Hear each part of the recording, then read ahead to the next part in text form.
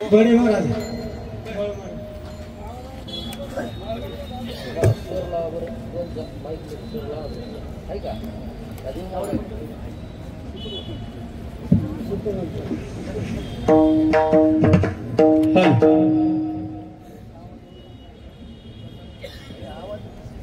Hello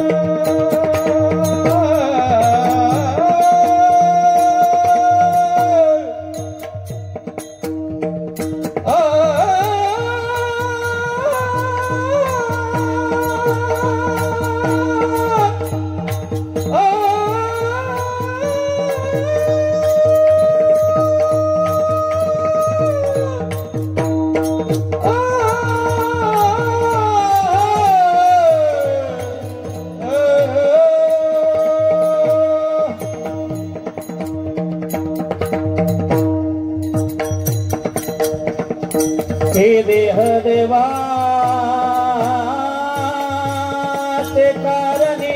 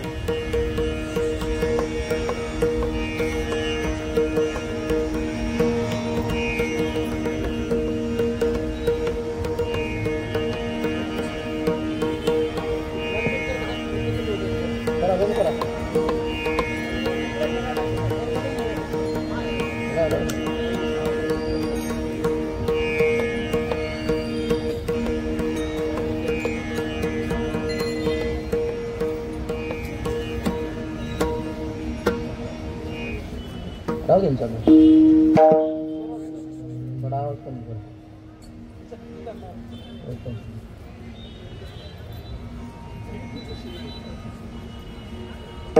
शुद्ध बीजा पोटे फळे रसाळ गोमटी मुखे अमृताची वाणी देह देवाचे कारणी थोडा बेस द्यावे शुद्ध बीजा पोटे फळे रसाळ गोमटी मुखे अमृताची वाणी देह देवाची कारणी सर्वांग निर्मळ चित्त जैसे गंगाजळ मुखे अमृताची वाणी देह देवाची कारणी तुका म्हणे जाती तापदर्शने विश्रांती मुखे अमृताची वाणी देह देवाचे कारणे विठ्ठल विठ्ठल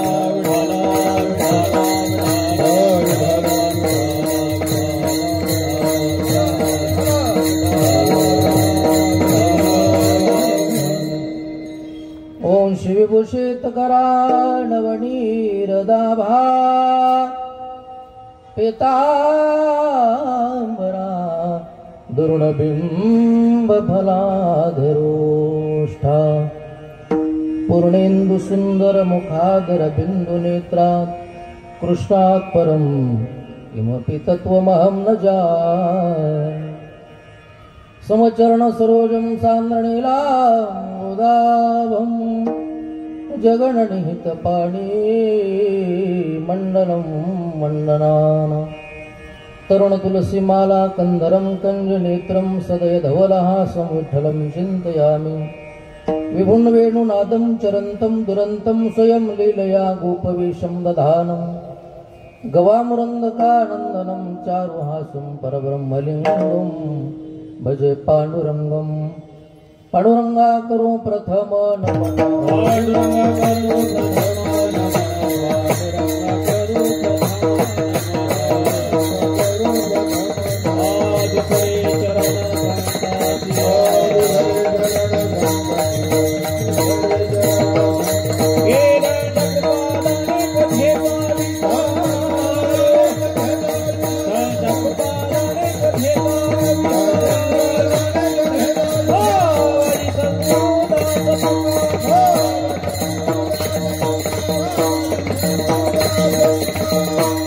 पांडुरंगा करो प्रथम नमन दुसरे चरण संताच्या त्यांच्या कृपा दाणे कथेचा विस्तारू बाबाजी सद्गुरु दास तुका जयांचे केल्या स्मरण होय सकळ विद्यांचे अधिकरण तेची वंदू श्री चरण श्री गुरूंचे ते नमस्कारुनी आता काय माझी वाणी माणील संतांशी रंजवू चित्तासी आपुलिया श्री संताचे माथा चरणावरी साष्टांग हे करी दंडवत विश्रांती पावलो सांभाळा उदरी वाढले अंतरी प्रेम सुख शुद्ध बीजा पोटी फळे रसाळ गोमटी मुखे अमृताची वाणी देह देवाचे कारणे सर्वांग निर्मळ चित्त जैसे गंगाजळ मुखे अमृताची वाणी देह देवाचे कारणे तुका म्हणे जाती ताप दर्शने विश्रांती मुखे अमृताची वाणी देह देवाचे कारणे विठ्ठल विठ्ठल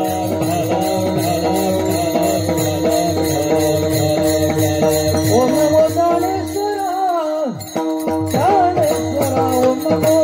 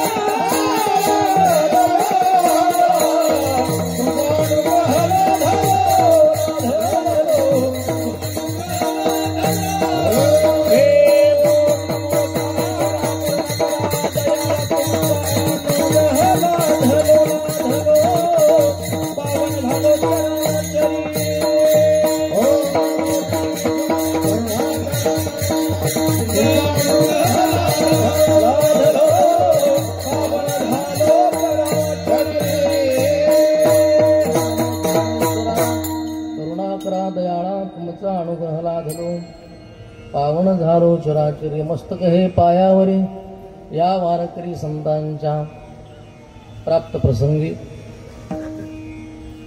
भगवान परमात्म्याच्या चिंतनरूपी सेवेसाठी घेतलेला अभंग जगद्गुरु जगद्वंदनी संत श्रेष्ठ धर्मनिष्ठ विश्ववंदे महाराष्ट्र भूषण वारकरी संप्रदायाचे कलशस्थानी विराजमान असलेले श्री संत तुकोबाराय महाराजांचा 4 चरणाचा अभंग सेवेसाठी घेतलेला आहे. अभंगामध्ये महाराजांनी संतांची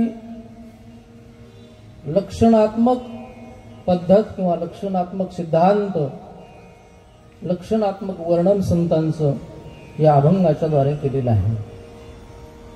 भगवान परमात्म्याच्या कृपाशीर्वादाने साधू संतांच्या आशीर्वादाने भगवान पंढरीश पांडुरंग परमात्मा सद्गुरु वामनभाऊ महाराज सद्गुरु भगवान बाबा सद्गुरु नारायण महाराज सद्गुरु खंडोजी बाबा आदी करून साधू संतांच्या कृपाशीर्वादानं आणि भगवंताच्या कृपेनं गेल्या 22 वर्षापासून चालत आलेला हा अखंड हरिनाम सप्ताह आहे. आणि या नामयज्ञ सोहळ्यामध्ये माझ्याकडे आलेली आजच्या दुसऱ्या दिवशीची सेवा सगळ्या कमिटीच्या वतीने मिळून आलेली ही सेवा आहे. महाराष्ट्रामध्ये भगवान बाबा आणि वामनभाऊ महाराज यांच्या पुण्यतिथीच्या सप्ताह इतके सप्ताह उभ्या महाराष्ट्रामध्ये दुसऱ्या कोणत्याच महाराजाची होत नाहीत. हे वैशिष्ट्य आहे. कुठल्याच महाराजाची होत नाहीत. सगळ्यात जास्त एकट्या नवी मुंबईमध्ये मला वाटतं 10-12 सप्ते चालू आहेत, 17 सप्ते चालू आहेत. आलं का लक्षामध्ये? म्हणून भगवान बाबा आणि वामनभाऊ महाराज यांच्यावर प्रेम करणारा हा वर्ग आहे आणि सर्वांच्या माध्यमातून ही सेवा माझ्याकडे आलेली आहे. विनंती अशी करतो, कीर्तन जास्त वेळ करणार नाही, जरा स्वर कमी करा आवाज त्याचा. कीर्तन जास्त वेळ करणार नाही आणि लवकरही सोडणार नाही, म्हणजे आपलं कीर्तन अगदी वेळेवर संपणार आहे बरं का. म्हणून भगवान बाबा आणि वामनभाऊ महाराजांच्या गुरुवर्य खंडोजी बाबा महाराजांच्या आणि सद्गुरू नारायण महाराजांच्या चरणावरती नतमस्तक होतो. या सप्ताहाचे मार्गदर्शक हरिभक्त पारायण गुरुवर्य पूज्य काशीनाथ महाराज यांच्या हस्ते काल या ठिकाणी सप्ताहाची सुरुवात झालेली आहे. आणि सप्ताहाला उपस्थित सर्व गायक वादक मंडळी, मला काय सगळ्यांची नावं माहीत नाहीत, पण माझा असा अंदाज आहे तुमची नावं तुम्हाला माहीत असतील, म्हणून सगळ्यांची काय नावं घेत नाही. आमचे आप्पा महाराज आहेत बरं का, उत्कृष्ट असा मृदंग वाजवतात. त्यांची पाटोदेजवळ संस्था आहे, फार गोड वाजवतात, दोन्ही हाताने वाजवतात. आमचे बाळू महाराज आहेत, आमचे बडे साहेब आहेत, सगळे गरजेदाद आहेत, जायबाई साहेब आहेत. आणि आता सगळ्यांची काय नावं मला माहीत नाहीत. 2 चौकदार पाठीमागे उभे आहेत बरं का. सिस्टीमही छान आहे. ज्यावेळेस चाली वगैरे म्हणायचे असते त्यावेळेस जरा थोडा आवाज मोकळा करीत जा आणि बोलायच्या टायमाला थोडं बेस देत जा बरं का. 2-2 चौकदार पाठीमागे आहेत. मंडप अतिशय भव्य दिव्य आहे. आणि मला मुंबईमध्ये सगळ्यात पहिल्यांदा कीर्तन करण्याची जी संधी मिळाली वणवे साहेबांमुळे मिळालेली बरं का. आमचे जे मारुतराव वणवे आहेत, आमचे मामा आहेत.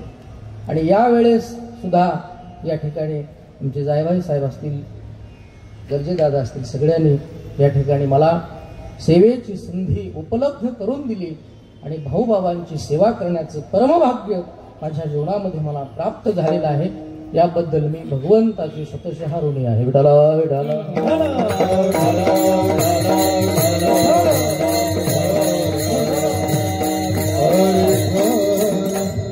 हा नामयज्ञ सोहळा सर्व यज्ञामध्ये श्रेष्ठ अशा प्रकारचा सोहळा आहे. शास्त्रामध्ये अनेक यज्ञ आहेत, त्यामध्ये वर्णन केलेलं आहे. अध्यापनम ब्रह्मयज्ञ. लक्ष देऊन कीर्तन ऐका. कीर्तन फार वेळ नाही, आता 8:45 जवळजवळ वाजलेले आहेत. 1 तास आपला शिल्लक राहिलेला आहे बरं का. अलीकडे कीर्तनाची मर्यादा खूप कमी झाली वेळेची. बंकट स्वामी महाराज भगवान बाबा 3-3 तास कीर्तन करायचे नाही का. आता जर 3 तास कीर्तन करायला गेलात तर अर्धे सप्ताह कमी होतील महाराष्ट्रातले, बरं का. 3-3.5 तास. म्हणून जे ऐकायचे ते थोडं लक्ष देऊन ऐका, जास्त वेळ मी घेणार नाही. अध्यापनम ब्रह्मयज्ञ पितृयज्ञ सुतर्पणम होमो देवो बलिर्भूते नरयज्ञ तिथी पूजनम. अध्यापन करणं हा एक यज्ञ आहे, त्याला ब्रह्मयज्ञ म्हणतात. अध्यापन करणे म्हणजे शिकवणे किंवा शिकणे. अध्ययन करणे किंवा अध्यापन करणे याला काय म्हणायचं, थोडा बेस कमी कर, याला ब्रह्मयज्ञ असं म्हणायचं. अध्यापनम ब्रह्मयज्ञ पितृयज्ञ सुतर्पणम. आई वडिलांची सेवा करणं हा हे एक यज्ञ आहे, त्याला पितृयज्ञ असं म्हणतात. पितृयज्ञ सुतर्पणम होमो देवो बलिर्भूते. होम हवन करणं हा एक यज्ञ आहे, त्याला देवयज्ञ म्हणतात. मुक्या प्राण्यांना अन्न देणे, पाणी देणे, त्यांची सेवा करणे हा सुद्धा एक यज्ञच आहे, त्याला भूतयज्ञ म्हणतात. असे अनेक यज्ञ आहेत. त्यापैकी हा जो नामयज्ञ सोहळा आहे, हा नामयज्ञ सोहळा सर्व यज्ञामध्ये श्रेष्ठ असा सोहळा आहे. कारण या नामयज्ञ सोहळ्यामध्ये 2 यज्ञ घडत असतात, एक अन्नदान आणि दुसरं ज्ञानदान. अन्नदान हे श्रेष्ठ दान आहे. अन्नाद भवन्ति भूतानि पर्जन्याद न संभवः यज्ञात भवन्ति पर्जन्यो यज्ञ कर्म समुद्भवः. या जगाच्या पाठीवर असा एकही मनुष्य नाही की तो अन्न न खाता जगतोय. सगळ्याला जगवणारा अन्न आहे, परंतु अन्नाला कोण जगवतं तर भगवान म्हणतात अन्नाला पर्जन्य जगवतात. अन्नात भवन्ति भूतानि पर्जन्याद न संभवः. माणसाला जगवणारा अन्न आहे. स्पीड वाढली का? टेस्ट घेतोय मी तुमचं किती लक्षेम आहे. माणसाला जगवणारं अन्न आहे, अन्नाला जगवणारा पाऊस आहे, पावसाला जगवणारा यज्ञ आहे. कुठला यज्ञ तर हा नाम यज्ञ. विठाला विठाला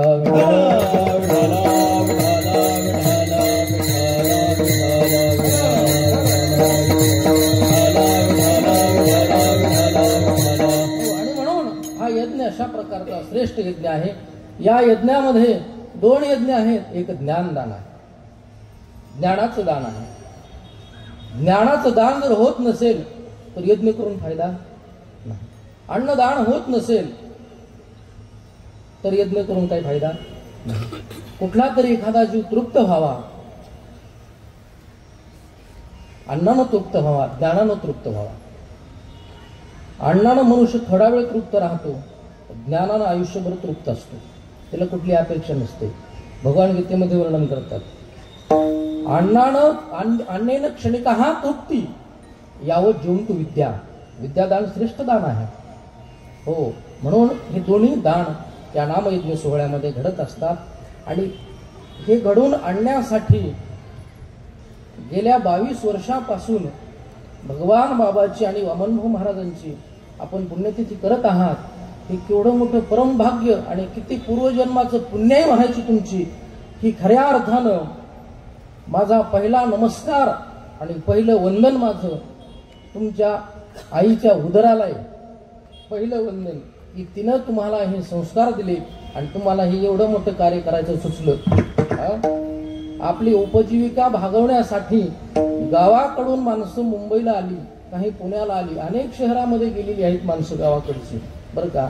आणि ते भगवंताच्या कृपेनं, साधू संतांच्या कृपेनं काहीतरी आपलं काम करत असताना आपण काहीतरी या साधू संतांचं देणं आहे म्हणून हा कार्यक्रम या ठिकाणी अनंत अशा प्रकारचे कितीही जरी अडचणी आल्या तरी हा कार्यक्रम मोठ्या उत्साहामध्ये या ठिकाणी आपण करत आहोत. हे शहर म्हणजे काय सामान्य शहर नाही, हे मोठं शहर आहे. या शहरामध्ये कोण येत नाही.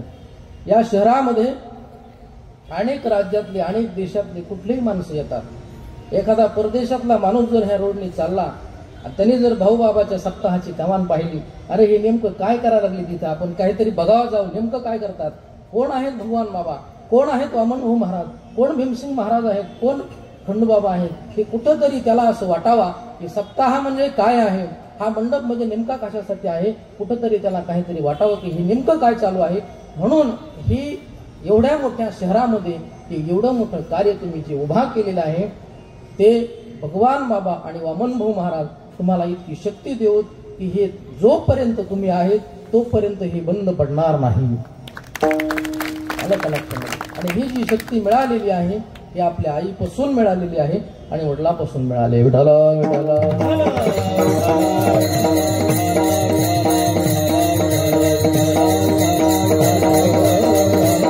आणि म्हणून या ठिकाणी स्वतःचा संसार करत असताना संप्रदायाचा सिद्धांत आहे.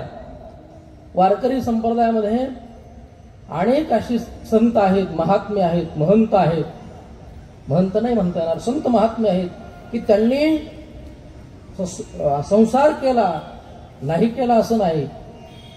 माऊली आहेत चाकरवाडीचे, माऊलींनी संसार केला. अनेक संत महंत आहेत बरं का. तुकोबाराय आहे, तुकोबाराने संसार केला. जाता जाता सांगून जाईल, फक्त लक्ष देऊन ऐका. तुकोबारायनं माऊलीच्या मंदिराच्या गाभाऱ्याचं बांधकाम केलेलं आहे स्वतःच्या पैशानं. साहेब स्वतःच्या पैशानं जगद्गुरु तुकोबारायनं माऊलीच्या मंदिराचं गाभाऱ्याचं काम केलंय, बांधकाम केलं. स्वतः तुकाराम महाराज दगड घडायचे. माऊलीच्या दरबारात जर तुम्ही गेलात कधी तर उजव्या साईडला एक बोर्ड लावलेला आहे बरं का. तिथं कुठल्या तरी युनिव्हर्सिटीचा संदर्भ लिहिलेला आहे आणि तिथं तुकाराम महाराजांनी हे बांधकाम केलेलं आहे अशा आशयाची तिथं ती बोर्ड पाटी लावलेली आहे. महाराजांनी त्या काळामध्ये दगड घडायचे स्वतः महाराज आणि भजन करायचे, भोजन करायचे आणि भोजन झाल्यानंतर त्यांच्या कामाला लागायचे. एक दिवस काय झालं, जगद्गुरु तुकोबाराय भोजन झालेलं आहे, भजन चालू आहे, माऊलीच्या मंदिराच्या गाभाऱ्याचं बांधकाम चालू आहे आणि अशा वेळेला अंधाऱ्या खोलीमध्ये भजन चालू आहे. लहान खोली आहे, छोटी, थोडा बेस दे, लहान खोली आहे. अशा वेळेला माऊली ज्ञानोबाराय तुकोबारायच्या समोर येतात आणि समोर आल्यानंतर त्या खोलीमध्ये लख अशा प्रकारचा प्रकाश पडतो. एकदम असा अचानक प्रकाश पडला. प्रकाश पडल्यानंतर जगद्गुरु तुकोबाराय खाली मान घालून भजन करत होते आणि भजन करत असताना खोलीमध्ये पूर्ण अंधार आहे. अशा वेळेला एकदम लख प्रकाश पडला. ज्या वेळेला प्रकाश पडला त्यावेळेला महाराजांनी वर पाहिलं तर वर ज्ञानोबाराय होते. ज्ञानोबाराय त्यांच्या समोर उभे आहेत. का? ज्ञानोबारायचं जे तेज होतं ते काही सामान्य तेज नाही. दिव्य तेज पुंज मदनाचा पुतळा परब्रह्म कोवळा बोलतसे. ज्ञानोबारायचं तेज म्हणजे काय सामान्य तेज होतं का? जसं नुकत्याच जन्माला आलेल्या बाळाचे तळहात आणि तळपाय जितके कोमल असतात, जितके लालबुंद असतात, तितकी ज्ञानोबारायची कांती ही कोमल होती. विठ्ठल विठ्ठल विठ्ठल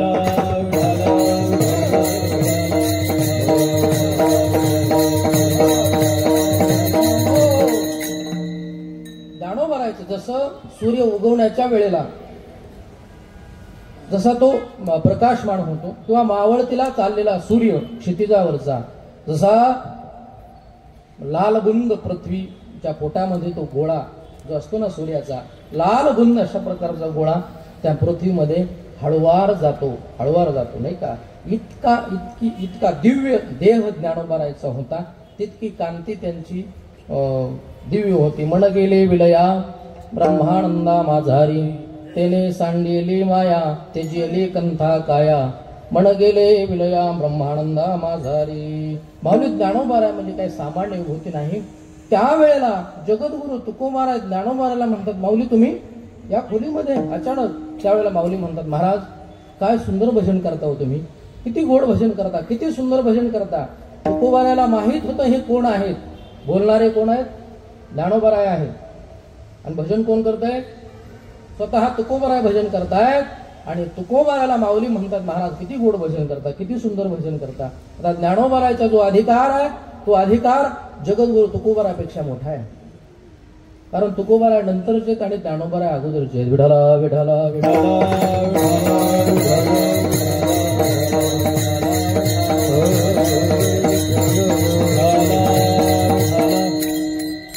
माऊली म्हणतात, महाराज काय सुंदर भजन करता तुम्ही, किती गोड भजन करता. त्यावेळेला तुकोबाराय म्हणतात, महाराज काय चेष्टा करता काय आमची. कीर्तन संपल्यावर एखादा माणूस म्हणतो, महाराज काय सुंदर कीर्तन केलं.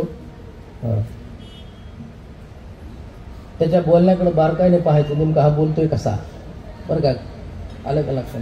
तसं ज्ञानोबाराय काय सुंदर भजन करता. महाराज म्हणले, महाराज तुम्ही मोठे आहात, तुम्ही महान आहात, तुम्ही ज्ञानोबा आहात, आम्ही तुमच्या समोर म्हणजे काय बोलावं? जसं सूर्याला प्रकाश दाखवल्यासारखं आहे. आम्ही काय बोलावं?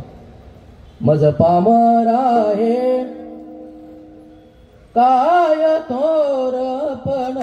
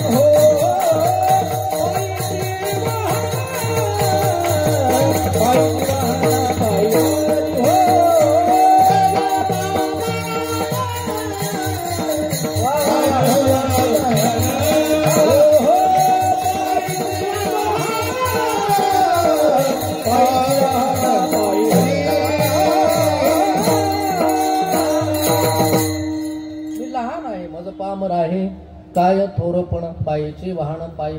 महाराज मी लहान आहे, तुम्ही फार मोठे आहात. ज्ञानोबा राय म्हणजे सामान्य विभूती नाही. नाथ पंथामध्ये 100 कोटी मंत्र हे नवनाथाने लिहिलेले आहेत. किती कोटी मंत्र? 100 कोटी. 100 कोटी मंत्र नवनाथांनी नाथ पंथामध्ये लिहिलेले आहेत. तेच 100 कोटी मंत्र परंपरेनं निवृत्तीनाथाकडे आलेले आहेत आणि परंपरेनं ते 100 कोटी मंत्र ज्ञानोबारायकडे आलेले आहेत. थोडा बेस करून ज्ञानोबारायकडे 100 कोटी मंत्र हे कुठून आलेले आहेत? तर ज्ञानोबारायकडे हे परंपरेनं नाथ पंथातून आलेले आहेत. गोरक्ष जालंधर चरपटस्य अडभंग काणीपमचिंद्राद्याः चौरंगिरी वानक भरत्री संज्ञा भूम्यंग भूर नवनाथ सिद्धा. ही जी नाथ पंथात ती सिद्धता आहे. मग ते मंत्र जारण मारण उच्चाटन अघोरी विद्या शांभवी विद्या शांकरी विद्या ब्रह्मविद्या आत्मविद्या संजीवनी विद्या ह्या सगळ्या ज्या विद्या आहेत त्या सगळ्या विद्या नाथ पंथातून आलेल्या आहेत. आणि या नाथ पंथातून आलेल्या विद्या त्या निवृत्तीनाथाकडे परंपरेनं आल्या आणि निवृत्तीनाथाकडून ज्या आल्या त्या ज्ञानेश्वर महाराज. लक्षात येते? मग ज्ञानोबारायाकडे 100 कोटी मंत्र, थोडा बेस कमी कर, 100 कोटी मंत्र ज्ञानोबारायाकडे जर जन्माच्या अगोदर आहेत. कधी आहेत काय माहिती आता? जन्माच्या अगोदर ज्ञानोबाराय सामान्य नाही. 108व्या वेळेला ज्ञानोबारायाने आळंदीत जन्म घेतलेला आहे. 100 जन्मामध्ये योग साधना केली ज्ञानोबारायाने आणि 108व्या वेळेला कुठे जन्म आहे? आळंदीत आहे. सामान्य विभूती नाही. 100 कोटी मंत्र जर जन्माच्या अगोदर पासून ज्ञानोबारायाकडे आहेत तर माझा प्रश्न तुम्हाला असा आहे, 1400 वर्षाचा चांगदेव, योगी चांगदेव 1400 वर्षाचा, ज्या वेळेला ज्ञानोबाराच्या समोर येऊन उभे राहतात आणि ज्ञानोबाराय त्यांच्या समोर उभे राहतात त्यावेळेला चांगदेवाच्या समोरचा मेलेला माणूस जिवंत करण्यासाठी ज्ञानोबारायला काही हातात घेण्याची गरज आहे का? एवढ्या प्रश्नाचं फक्त मला उत्तर द्या. अरे 100 कोटी मंत्र आहेत ना, 100 कोटी मंत्र जर जन्मायच्या अगोदर आहेत तर मेलेला माणूस जिवंत करण्यासाठी हातात काय घ्यायची गरज आहे? पण काही महात्मे सांगतात आमचे, आता इथं नाही बोलत मी बरं का, सिद्ध मंत्र आहेत, मंत्राची ताकद आहे. मनना त्रायती इति मंत्र. ज्याचं मनन केल्याबरोबर समोरच्या माणसाला तरुण घेऊन जातो त्याला मंत्र म्हणतात. मंत्र कशाला म्हणतात? मनात आलं फक्त ज्ञानोबा राहायच्या, फक्त मनात आलं. हा मेलेला माणूस आहे का, त्याला जिवंत करायचं, फक्त मनात आलं. मंत्र येतो, मंत्र चळे थोडा परी धडची होय वेडा. बेस वाढव थोडा. मंत्र चळे थोडा, थोडा जर मंत्र चुकला तर धड वेड होते बर का. मंत्र सामान्य नाही. एखाद्या मनुष्याला विंचू चावला, विंचू, आणि चावलेला विंचू जर एखाद्या विंचू चढवणाऱ्या माणसाला कळलं, गरजे दादा, तर तो हातात काय घेतो? काहीच घेत नाही. फक्त मनात त्याचे आलं पाहिजे, अंतकरणात आलं. फक्त याला विंचू चावलाय का, याचा विंचू एका मिनिटात चढतो का, त्याला ती मंत्राची सिद्धता आहे. आणि उतराच्या वेळेला सुद्धा तो तीच प्रक्रिया राबवतो.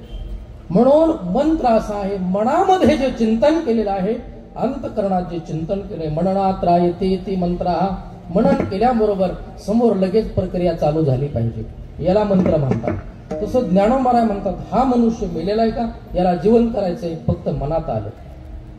लक्षात येते, फक्त मनात आलं. भगवान बाबा मांजर सुम्याजवळ बीड जिल्ह्यामध्ये एक संस्थान आहे,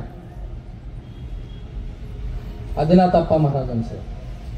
आप्पा महाराज, आदिनाथ आप्पाचं एक संस्थान आहे. तिथं ते महाराज आहेत अजूनही. लहान असताना ते मरण पावले होते.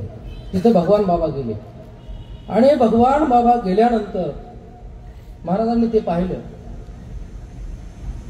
आणि त्यांची सगळी व्यवस्था करायला लागली. त्यावेळेला भगवान बाबाच्या फक्त मनात आलं, हा माणूस मेलेला आहे का, याला जीवन करायचं, फक्त मनात आलं. आणि आजही ते महाराज, आवाज पाहिल्यासारखा नाही बाळा कोणाचा, तो लक्ष कुठे इकडे गेलं माझ्याकडे, विठ्ठल विठ्ठल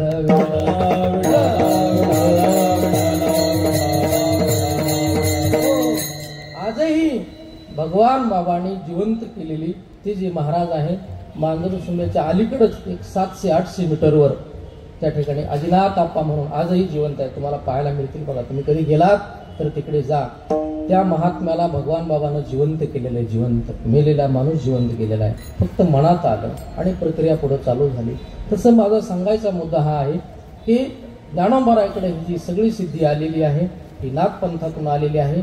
100 कोटी मंत्र हे नवनाथानं लिहिलेले आहेत, आणि या नवनाथानं लिहिलेले जे मंत्र आहेत त्या मंत्रामध्ये हे सगळं या जगामध्ये साधनेची, सिद्धाची, ज्ञानाची, मंत्राची, परमार्थाची सगळ्यात मोठी जी तयारी झालेली आहे ती मंत्रापासून झालेली आहे आणि ती नाथ पंथापासून झालेली आहे.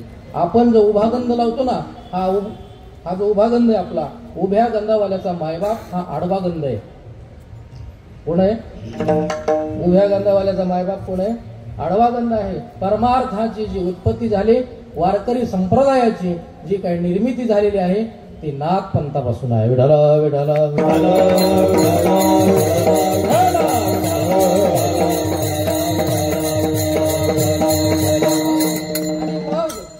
या हे जे मंत्रातून सगळं झालं, तुम्हाला माहिती आहे का एक गोष्ट?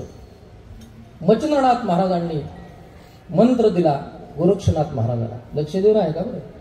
गोरक्षनाथ महाराजाला मंत्र दिला आणि 12,000 मंत्र जपायचे सांगितले. किती? 12,000. 12,000 मंत्र जपायचे गोरक्षनाथाला सांगितले मच्छिंद्रनाथानं. आणि मच्छिंद्रनाथ महाराज आणि गोरक्षनाथ महाराज दोघं जण तीर्थयात्रा करायला निघाले.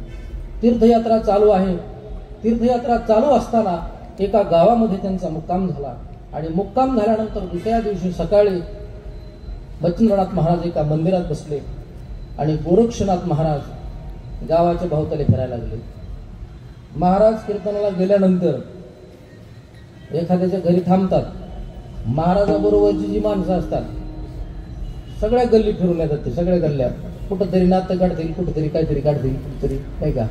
तसं मच्छिंद्रनाथ महाराज मंदिरात बसले, पण गोरक्षनाथ महाराज काय मंदिरात बसले नाही, गावाच्या भोवताली फिरायला लागले. आणि मच्छिंद्रनाथानं जो मंत्र दिला होता गोरक्षनाथाला, तो मंत्र त्यांचा चालूच होता. मंत्र काय त्यांनी बंद केला नव्हता. गावाच्या बाहेर गेले, आणि गावाच्या बाहेर गेल्यानंतर एका आंब्याच्या झाडाखाली लहान लहान मुलं खेळत होते. खेळत असताना तिथं गोरक्षनाथ महाराज गेले आणि गेल्यानंतर ती लहान मुलं म्हणले, महाराज आम्हाला चिखलाची बैलगाडी करून द्या. काय करू द्या? चिखलाची बैलगाडी. असा चिखल होता आणि चिखलाची बैलगाडी त्या ठिकाणी ते करत होते. महाराजाला सांगितलं, वचननाथ महाराजाला, हे काय शुक्रवारची गाणी नाही बरं का जायबाई साहेब. महाराजाला सांगितलं, वचननाथ महाराजाला, गोरक्षनाथ महाराजाला सांगितलं, म्हणले आम्हाला चिखलाची गाडी करून द्या. महाराज म्हणले, मी काय चिखलाची गाडी करीत नाही म्हणले. पण लहान मुलांनी, लहान पोरांनी ती चिखलाची गाडी बनवली. पण त्यांना त्या गाडीतला जो चालक असतो, चालक, ड्रायव्हर आहे का, गाडीवान, त्याला बरोबर भाषेमध्ये शेकट असं म्हणतात. काही काही ड्रायव्हर इतके भारी असतात, 7 वाजता जर घराच्या बाहेर निघायचं असलं तर ते 6 वाजल्यापासूनच गाडी चालू करून ठेवतात. काही काही गाड्या इतक्या भारी असतात, 6 वाजल्यापासून जर चालू करायला सुरुवात केली तरी कसं तरी 7 वाजेपर्यंत निघत होतो घराच्या बाहेर. आलं का लक्षात? बरोबर भाषेमध्ये त्याला शेकट म्हणतात. महाराजांनी ते हातात घेतला चिखलाचा गोळा. लक्ष देऊ नाही का? चिखलाचा गोळा हातात घेतल्यानंतर म्हटले, मी शेकट करून देतो, मी त्या गाडीतल्या गाडीवर तुम्हाला बनवून देतो. अशा वेळेला मंत्र चालू आहे. लक्ष द्या बरं, मंत्र चालू आहे. मंत्र काय बंद केला नाही. 12,000 मंत्र ही जे जपायचे सांगितले होते मच्छिंद्रनाथानं ते त्यांचे चालूच होते, ते काय बंद केले नव्हते. चिखलाचा गोळा हातात घेतला, त्याला त्यातला गाडीवान बनवायचा आहे. अशा वेळेला नाक लावायचे, कान लावायचे, शेवटचा हात त्या चिखलाच्या गोळ्यावरून फिरवायचा आहे. अशा वेळेला 12,000 मंत्राची संख्या पूर्ण झाली. 12,000 मंत्राची संख्या पूर्ण झाली आणि मंत्र सिद्ध झाला. मंत्र सिद्ध झाल्याबरोबर त्या चिखलाच्या हातातल्या गोळ्यातून एकदम अचानक बाळ जन्माला आलं. बाळ काय जन्माला आलं? बाळ जन्माला आलं. सगळी लहान पोरं होती, सगळे पळून गेले. म्हणजे भूत जन्माला आलं, भूत जन्माला आलं. गोरक्षनाथ महाराजांनी ते तिथंच टाकलं. गोरक्षनाथ महाराज पळाले, गावामध्ये बोवाटा झाला. म्हणजे भूत जन्माला आलं. आंब्याच्या झाडाखाली भूत जन्माला आलं. मच्छिंद्रनाथ महाराजाच्या कानावर गोष्ट गेली. मच्छिंद्रनाथ महाराजाला म्हणले, महाराज तुमच्या बरोबरचा शिष्य कुठे? म्हणले, तुम्ही मंदिरात बसला तर ती कुठे हेडायला लागलाय म्हणले. त्याला बघा म्हणले, काय केलं त्याने काय सांगता येत नाही म्हणले. पण आंब्याच्या झाडाखाली काहीतरी प्रकार घडलाय गावाच्या बाहेर आणि भयंकर मोठं भूत जन्माला आलंय. मच्छिंद्रनाथाच्या लक्षात आलं काय झालं. मच्छिंद्रनाथ महाराज म्हटले, आपला गोरक्षनाथ कुठे आहे? गोरक्षनाथ, हे गोरक्षनाथ, हे गोरक्षनाथ. गोरक्षनाथ महाराजाला हाका मारायला सुरू केलं. त्यावेळेला गोरक्षनाथ महाराज प्रचंड घाबरलेले एका खोलीमध्ये बसलेले आणि मच्छिंद्रनाथ महाराजांनी गोरक्षनाथ महाराजाजवळ गेले. म्हणजे, अरे मी तुला काय सांगितलं होतं? तू काय करत होता? तू कुठं गेला होता? आंब्याच्या झाडाखाली जायची तुला काय गरज होती? कशा करता तिथं गेला होता? गोरक्षनाथ महाराज म्हणले, महाराज मी अगदी क्षमा मागून सांगतो म्हटले, मी काही मंत्र बंद केला नव्हता. तुम्ही दिलेला मंत्र जपायचा मी चालूच ठेवला होता, तो काय बंद केला नव्हता. मी काय भक्ती बंद केलेली नव्हती. पण काय झालं सांगता येत नाही. लहान लहान मुलं म्हटले, मला गाडीवान करून द्या. मी तो गाडीवान करत होतो. अचानक काय झालं माहीत नाही. पण तुम्ही काय तिकडं जाऊ नका आणि भयंकर मोठं भूत आहे. असं कोण म्हणतंय? गोरक्षनाथ. मच्छिंद्रनाथ महाराज म्हटले, कुठे भूत? दाखव ना मला, मला दाखव कुठे. गोरक्षनाथ महाराजांचे दोघं जण आंब्याच्या झाडाखाली गेले तर पाहिलं तर लहान बाळ तिथं रडत होतं. मच्छिंद्रनाथ महाराजांनी ते बाळ हातात घेतलं आणि त्यांच्या लक्षात आलं की काय झालेलं आहे. 12,000 मंत्र सिद्ध झाला आणि मंत्र सिद्ध झाल्याच्या नंतर त्याच्यातून हे बाळ जन्माला आलं. संजीवनी मंत्र. आणि त्याच हातातून जन्माला आलेल्या बाळाचं नाव गहिनीनाथ असं ठेवलं. गहिनीनाथ. मधुराने बोल गोरक्षासी केला, मधुराने बोल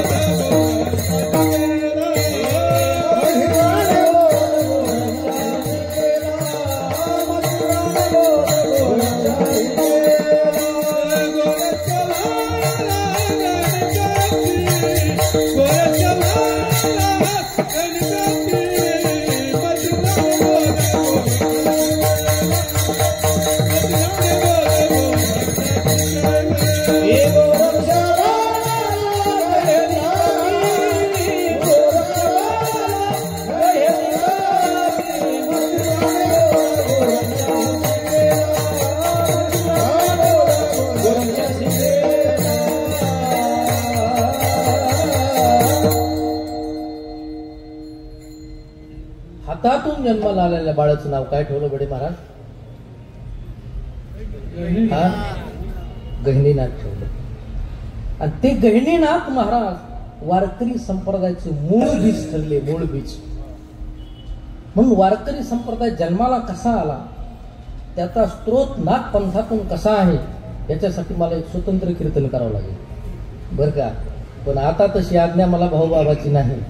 आलं का लक्षामध्ये? आता फक्त मी शुद्ध बीजापोटी एवढा एकच शब्द सांगणार आहे आणि माझं कीर्तन संपणार आहे. विठ्ठल विठ्ठल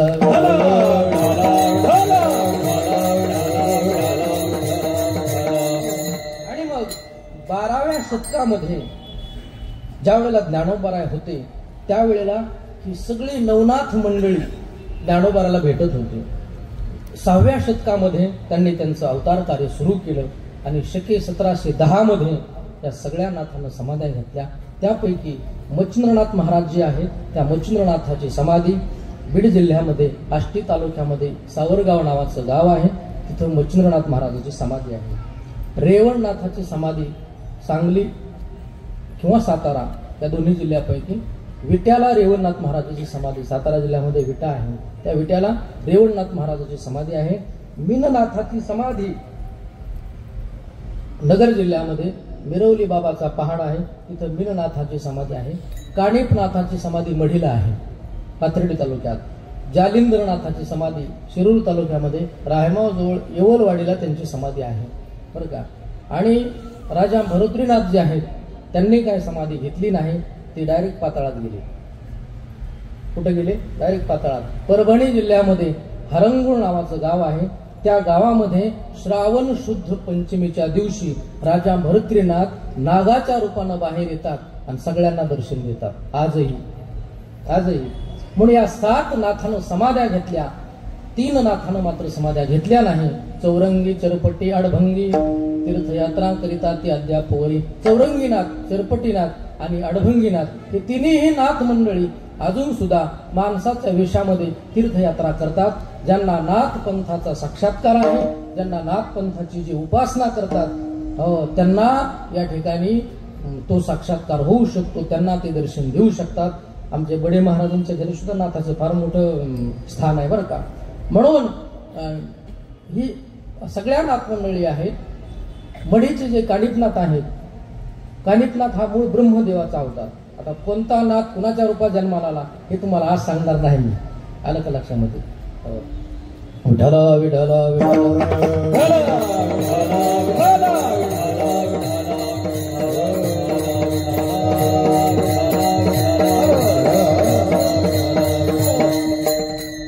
पैकी या नवनाथामध्ये 7 नाथानं समाध्या घेतल्या. त्या 7 नाथापैकी हातातून जन्माला आलेले जे बाळ आहे गहिनीनाथ महाराज, त्यांची समाधी बीड जिल्ह्यामध्ये पाटोदा तालुक्यामध्ये चिंचोली नावाचं गाव आहे, तिथं चिंचोलीला गहिनीनाथाची समाधी आहे. ज्या गहिनीनाथाच्या समाधीच्या स्थानावर वामनभाऊ महाराज नावाचे संत झाले. आलं का लक्षात? ही स्थान म्हणजे काय सामान्य स्थान नाही. हे वामनभाऊ महाराज ज्या जागेवर आहे, जे स्थान त्यांचं आहे, ते गहिनीनाथाची जाज्वल्य अशा प्रकारची परंपरा आहे. आणि ती परंपरा गहिनीनाथाची निवृत्तीनाथाकडे आली आणि निवृत्तीनाथाची आलेली परंपरा ज्ञानोबरायात आली. हे सिद्ध मंत्र आहेत. हे काय बरोबर भाषेमध्ये सगळी मंत्र लिहिली, कुठल्या भाषेमध्ये? या जगामध्ये जेवढं काही ज्ञान आलंय, मग ते प्रयोगशाळेत चालणारं ज्ञान असो, कुठं व्यवहारात चालणारा असो, संसारात चालणारा असो, कुठेही चालणारा असो, हे सगळं जे ज्ञान आहे ते नाथापासून आलेलं आहे. म्हणून अमेरिकेतलं ज्ञान असो नाही तर मक्का मदिन्यातलं असो. मक्का मदिना म्हणजे काय मुसलमानाचं नाही ते बरं का. मक्का मदिना मुसलमानाचं नाही. मोक्षेश्वर नावाचं पवित्र क्षेत्र आहे ते हिंदूंचं. मोक्षेश्वर बरं का, मी फार जबाबदारीने बोलतोय. ते मोक्षेश्वर आहे. त्या मोक्षेश्वराचं काय झालंय? मक्का मदिना झालंय नाही का. होईल राम मंदिरासारखं त्याचं बी काहीतरी.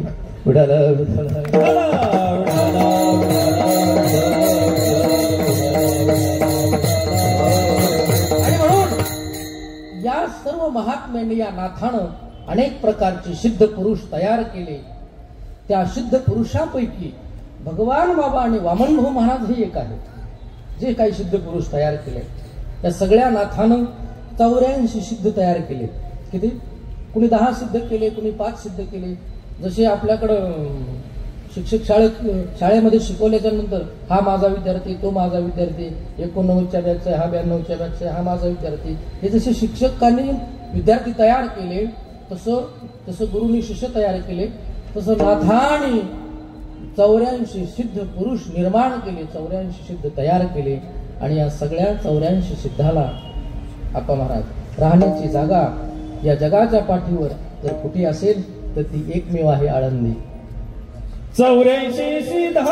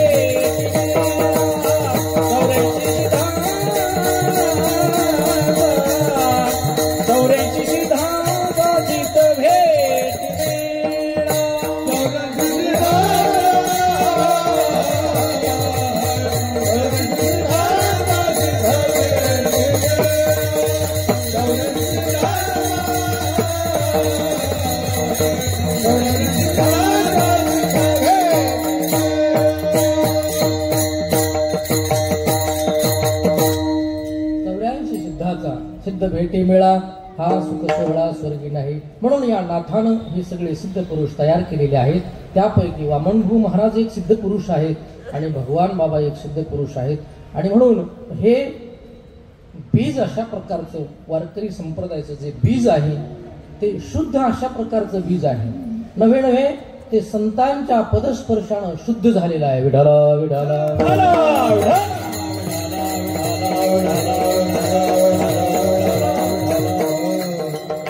तीर्थामध्ये स्नान केल्यानंतर पाप धुवून जाईल याच्यात शंका नाही. इंद्रायणीला स्नान केलं, पंढरपूरला स्नान केलं, पाप धुवून गेलं. पण पाप करण्याची वृत्ती धुवून जात नाही. पाप धुवून गेलेले पण पाप करण्याची वृत्ती गेलेली का? नाही गेलेली. अरे तीर्थ सुद्धा ज्या संतांच्या पदस्पर्शानं पवित्र होतात, निर्मळ नसलेले तीर्थ, शुद्ध नसलेले तीर्थ सुद्धा त्या संतांच्या पायानं पवित्र होतात. इतके संतांच्या चरणामध्ये ताकद आहे. ते शुद्ध होतात, ते पवित्र होतात. पुंडलिक, भक्त पुंडलिक आई वडिलाचा त्याग केला आणि बायकोला घेऊन तीर्थयात्रा करायला निघाला. आई वडील दुरीने बांधले होते दादा त्याने, दुरीला असे बरं का साहेब, हो दुरीला बांधले होते. गेल्यानंतर गंगेच्या काठावर कुकुट स्वामीचा आश्रम होता. आश्रमाच्या बाजूला मलिन अशा प्रकारच्या 3 स्त्रिया त्या पुंडलिकाने पाहिल्या. मलिन अशा प्रकारच्या त्या स्त्रिया कुकुट स्वामीकडे आल्या आणि कुकुट स्वामीचं दर्शन घेतलं त्यांनी. दर्शन घेतल्याबरोबर त्यांच्यामध्ये परिवर्तन झालं आणि त्यांचं जे मालिन्य होतं, मालिन्य ते पूर्णपणे नष्ट झालं आणि पवित्रपणा त्यांच्यामध्ये आला. पहिल्यासारख्या त्या राहिल्या नव्हत्या. हे दृश्य पुंडलिकांनी पाहिलं आणि पुंडलिकराय म्हटले, तुम्ही कोण आहात? 2 मिनिटापूर्वी मी तुम्हाला पाहिले, तुम्ही तिघीही फार अशा प्रकारच्या मलिन अशा अवस्थेमध्ये होतात आणि 2 मिनिटामध्ये महाराजांचं दर्शन घेतलं आणि दर्शन घेतल्यानंतर काय असा बदल झाला तुमच्यात? त्या म्हटल्या, आम्ही गंगा, यमुना आणि सरस्वती आहोत. काय? गंगा, यमुना आणि सरस्वती. तुझ्यासारखे पापी ज्या वेळेला स्नान करतात ना गंगेमध्ये, रात्री 11 ते पहाटचे 3 वाजेपर्यंत गंगेचं स्नान कधी करायचं नाही. माता गमन केल्याचं पातक लागतं. आलं का लक्षामध्ये? तीर्थयात्रेला जाणारी आणि 2 धामला पैसे 4 धामाला पैसे भरणारे जरा लक्षात ठेवा. कधी आंघोळ्या नका करी जो बाहेर गेल्यावर. रात्री 11 ते 3 कुणीही गंगेचं स्नान करायचं नाही. आलं का लक्षामध्ये? मग महाराजांनी त्या म्हटल्या, आम्ही गंगा जमुना सरस्वती आहोत. तुझ्यासारखे पापी ज्या वेळेला या गंगेमध्ये स्नान करतात त्यावेळेला आम्ही अपवित्र होतो आणि त्याच्यातून बाहेर निघाल्यानंतर संतांचा स्पर्श झाल्यानंतर संतांचं दर्शन झाल्यानंतर आम्ही त्या ठिकाणी पवित्र होतो. म्हणजे गंगा सुद्धा संतांच्या दर्शनानं पवित्र होती. आणि ते पुंडलिकराय मग त्या पुंडलिकरायच्या अंतःकरणामध्ये वृत्तीत बदल झाला. कशामुळं? साधूच्या संगतीनं वृत्तीत बदल झाला आणि पत्नीला तिथं सोडलं आणि पुंडलिकरायचा एवढा अधिकार प्राप्त झाला पुंडलिकरायला की स्वतः भगवान परमात्मा पुंडलिकरायला भेटायला आले. आणि भेटायला आल्यानंतर पुंडलिकरायला असं पाठीमागं पाहिलं बरं का. पाठीमागं पाहिल्यानंतर म्हणले, कोण आहेत तुम्ही? म्हणले, देव आहे, भगवान परमात्मा आहे. म्हटले, देव इकडे कशा करता आलात? म्हटलं, तुम्हाला भेटायला आलोय. पुंडलिकाने सांगितलं, मला भेटायला आलात ना, जिथं मी बसायचं सांगितलं तिथंच तुम्ही बसायचं. मला भेटायला आलात ना, मी तुम्हाला जिथं सांगेल तिथं तुम्ही उभा राहायचं, तिथं बसायचं. आता पाहुणा घरी आल्यानंतर नाना जिथं त्याला बसायला टाकलं तिथंच बसावं का नाही त्याने? हा, तुला बसायला बाहेर हॉलमध्ये टाकलं, तू गॅसकडे पुढे चालला आतमध्ये. जिथं तुला बसायला टाकलं तिथं तू बस ना. तसं पुंडलिकराय म्हणतात, मी तुम्हाला कुठं सांगितलं देवा, तुम्ही देव जरी असाल तरी मी तुम्हाला काय सांगितलंय, तुम्ही इथं उभा राहायचं. पुंडलिके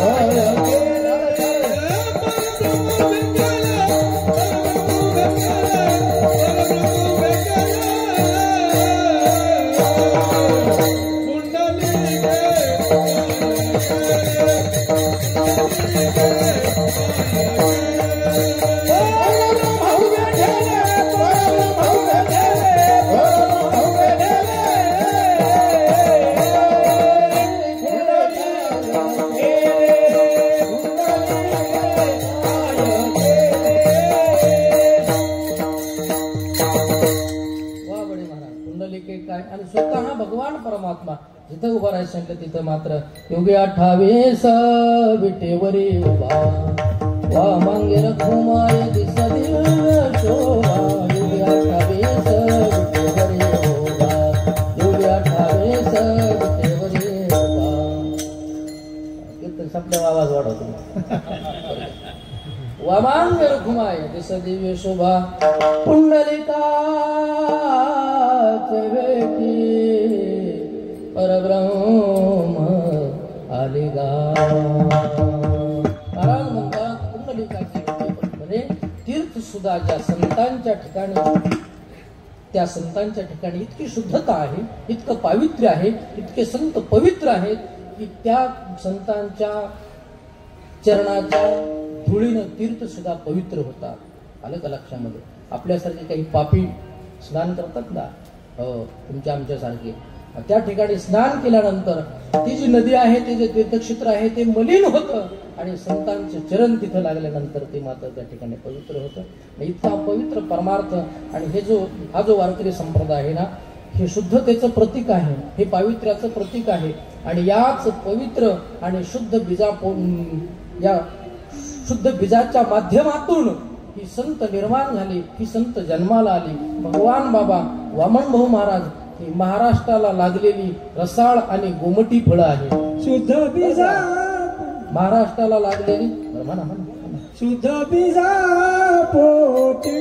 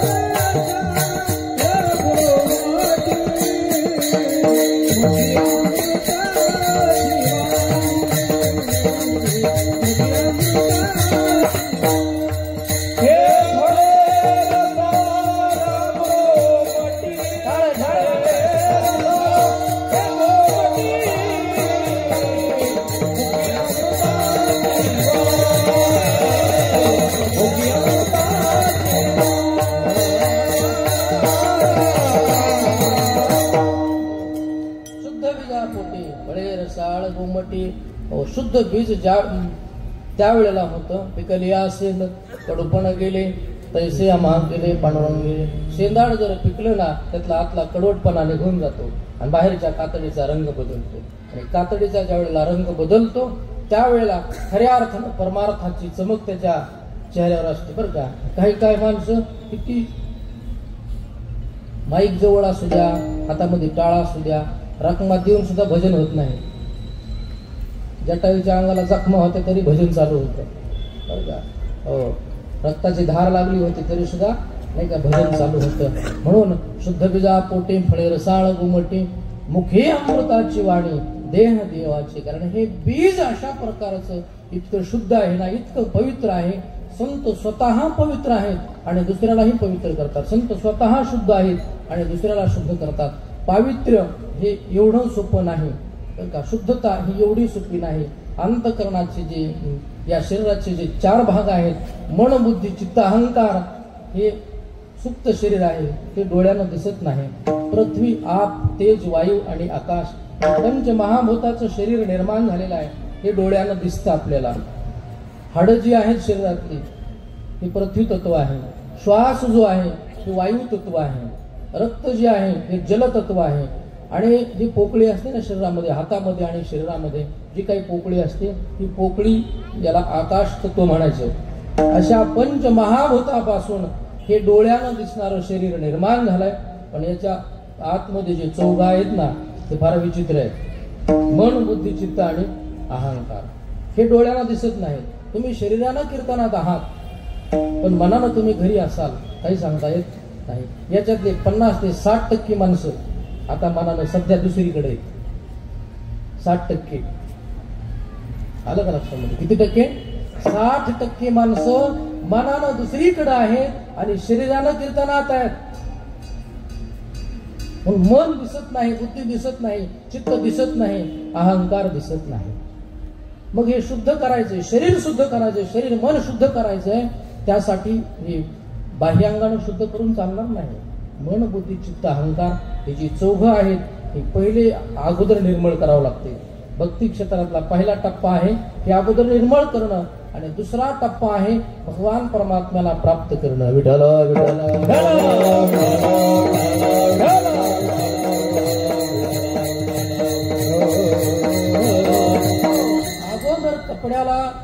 अगोदर कपडे धुवायचे असतात आणि नंतर इस्त्री करायची असते. बरोबर आहे ना? अगोदर इस्त्री करायची मग पाण्यात तुम्ही घालायचा. तसं नाही. अरे दूध फार तुम्ही चांगल्या गाईचं घेतलंय पण भांड खराब आहे. भांड्याला साबण तशीच आहे. म्हणली दूध टाकलंय फ्रीज मध्ये ठेवलंय, दोनदा तापून ठेवलंय आणि कसं काय नसले साबण तशीच राहिली बाई, त्याला तशीच साबण राहिली. भांड चांगलं नाही, भांड खराब आहे. दूध चांगलं आहे पण त्याचा उपयोग नाही. भांड स्वच्छ असलं पाहिजे. परमार्थ आपण बाह्य शरीरानं केलाय, बरोबर आहे, मान्य आहे. आळंदी पंढरपूर वाऱ्या चालू आहेत, माळी 2-3 गळ्यात आहेत, सगळं चालू आहे. काकडा चालू आहे, हरिपाठ चालू आहे, सगळ्या गोष्टी चालू आहेत, कीर्तन ऐकणं चालू आहे. कुठंच परिसरात कीर्तन सोडित नाही म्हणला.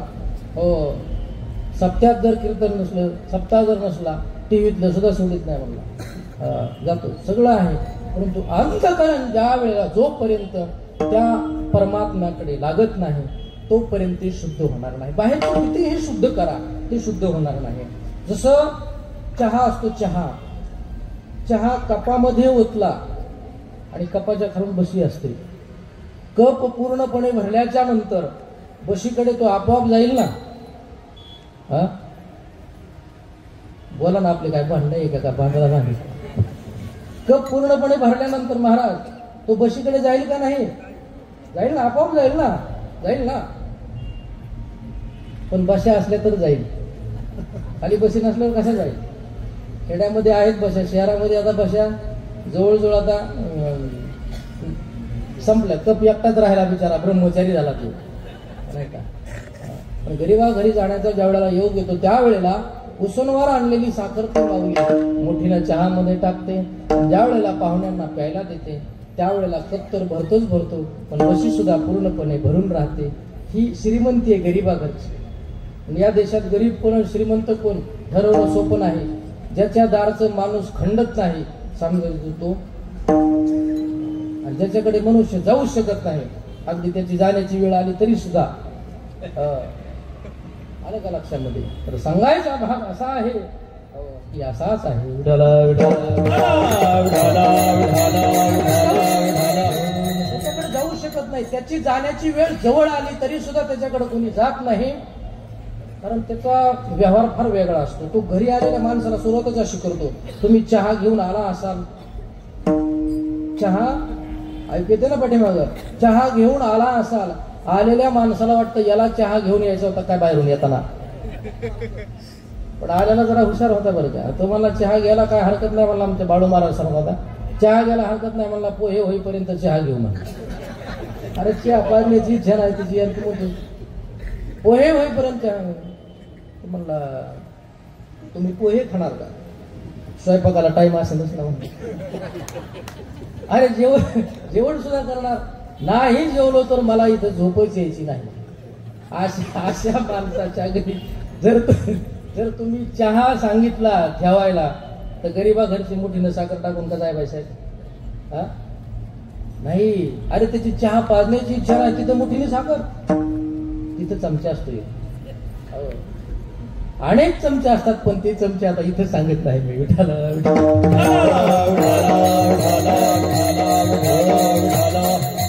तो चहा जसा गरीबा घरचा, गरीब श्रीमंत काही नसते, हा विनोदाचा भाग आहे. श्रीमंत त्याला म्हणायचं हो ज्याच्याकडे ऐश्वर्य आहे आणि दातृत्व शक्ती आहे, बरं का. हो, तेच जाण धनंजया विभूती माझी ज्ञानोबाराय म्हणतात. काही माणसाकडे संपत्ती भरपूर आहे पण दया नाही, अंतकरणात दया नाही. माणसाविषयी दया नाही, प्राण्याविषयी दया नाही, पक्षाविषयी दया नाही, कुणाविषयी दया नाही, घरी आलेल्या सुनाविषयी दया नाही, आपल्या मुलीविषयी दया नाही, मुलाविषयी दया. असं अंतकरणामध्ये दया ज्या ठिकाणी आहे, दया आणि श्रीमंती ह्या दोन्ही गोष्टी एकत्र आहेत, तिथं भगवंत म्हणतात स्वतः मी आहे. हो, जेत जेत संपत्ती आणि दया दोन्ही वसती आली एके ठाया, ते जाण धनंजया विभूती माझी. ज्ञानोबा म्हणतात तिथं माझी विभूती आहे, आणि म्हणून तो आपण चहा सोडून देऊ. जसा गरिबा घरचा चहा, कपामध्ये न मावलेला चहा जसा बशीमध्ये आपोआप ओसंडतो ना, तसं हृदयात न मावलेलं भगवंताचं प्रेम, हृदयात न मावलेली भगवंताची भक्ती ही सर्वांगात ओसंडते आणि सर्वांग भगवंतमय होऊन जातं. याला म्हणायचं खरी शुद्धता. जसं मुंगळा गोळाला जडलेला असतो बघा, ओढण्याचा प्रयत्न जरी केला तरी तो मुंगळा इतका जडलेला असतो, इतका जडलेला असतो. ओढण्याचा प्रयत्न करा तुम्ही, अर्धा तुटेल पण सोडणार नाही, का जडलेला आहे म्हणून. हो, तसं संत भगवंताला अंतकरणातून जडलेले आहेत, म्हणून अशा प्रकारचं शुद्धत्व हे संतांच्या शरीरामध्ये आणि संतांच्या व्यवहारामध्ये, संतांच्या चालण्या बोलण्यामध्ये, संतांच्या जगण्यामध्ये, संतांच्या वागण्यामध्ये ही जी शुद्धता आली आहे ती तिथून आली आहे. आणि म्हणून या ठिकाणी महाराज म्हणतात शुद्ध बीजा पोटी फळे रसाळ गोमटी. ही किती पावित्र्य आहे, हे किती शुद्ध आहेत संत.